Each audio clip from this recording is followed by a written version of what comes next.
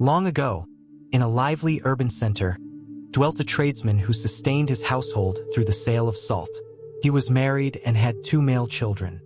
His firstborn son was notably timid and reluctant to engage in conversation with people, whereas his junior son possessed assurance and a sociable disposition. The elder son was frequently perceived as unwise because of his introverted demeanor. Numerous individuals exploited his naivety, yet he never voiced any grievances. The tradesman often felt exasperated by his elder son's apprehensive conduct and would reprimand him severely. Nevertheless, this only diminished the young man's sense of self-worth. As the elder son matured, his deficiency in self-assurance impacted his schooling. In examinations, anxiety hindered him from penning down responses, and he found learning challenging. Ultimately, upon reaching young adulthood, his father requested his assistance in the family enterprise. Fearful of letting his father down, he consented, but his anxiety frequently resulted in errors, further enraging his father. On a particular day, with the tradesman absent, some deceitful individuals arrived at the store, falsely asserting, "Your father dispatched us to transport all the salt bags to the metropolis." The young man was reluctant to challenge them, and before he could respond, they absconded with all the merchandise. Upon his father's return to an emptied store, he became enraged. "You imbecile!" he exclaimed. "You allowed them to pilfer everything. You've inflicted a significant financial detriment upon me. Vanish from my presence and do not come back." The young man felt utterly crushed. His father's wrath, the ridicule from the townspeople, and his own powerlessness caused him to feel devoid of value. Grief-stricken, he meandered to the edge of the river, consumed by humiliation. He mused, "There is no longer any purpose in my existence. I am destined to be an eternal failure." Just as he prepared to leap into the water, a youthful follower who happened to be nearby noticed him and rescued him by pulling him to safety. The young man inquired irately, "Why did you intervene? My existence is futile. I am incapable of performing any task correctly." The follower responded softly, "Life is granted but a single time. If you remain alive, you have the potential to surmount setbacks and achieve triumph. However, should you surrender, you will forever remain ignorant of your genuine capabilities." The young man recounted his woes. "I am timid and frail. Consequently, my father despises me. I lack formal learning, and individuals label me an idiot. Does a person such as myself even merit existence?" The follower grinned and stated, "My spiritual guide can address your query. Accompany me." Initially, the young man declined, but following considerable encouragement, he accompanied the follower to his master's spiritual retreat. There, beneath a sizable tree, a revered sage was seated, engrossed in profound contemplation. The follower and the young man paid their respects before him. The moment the young man beheld him, he burst into tears. The sage inquired, "Why are you weeping, my son?" The young man answered, "You represent my final recourse. If you are unable to assist me, I shall terminate my own existence." The sage serenely requested him to recount his difficulties, and the young man detailed his complete personal history. Having listened attentively, the sage declared, "I possess a remedy for your situation.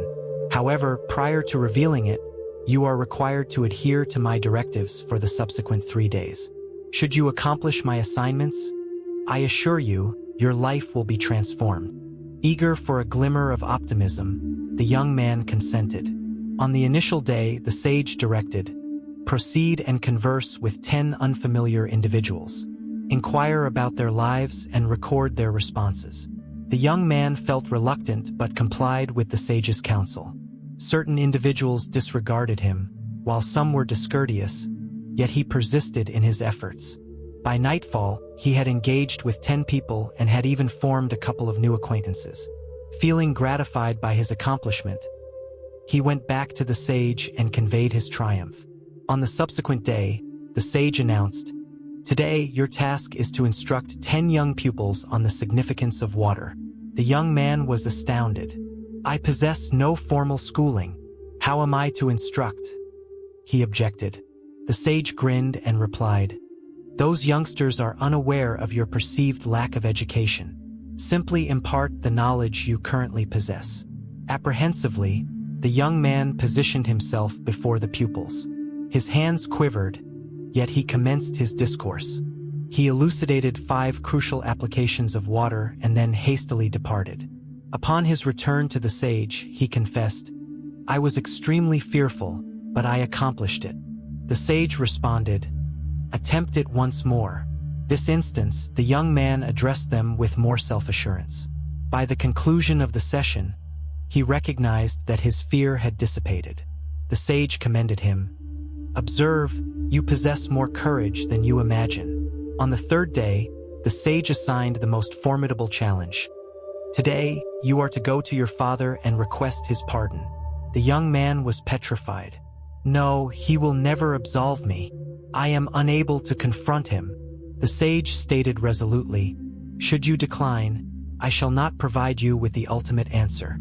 Summoning every ounce of his bravery, the young man went back to his home. He meekly expressed his remorse to his father, vowing to demonstrate his value. Witnessing the transformation in his son, the tradesman pardoned him and offered him a subsequent opportunity in the enterprise.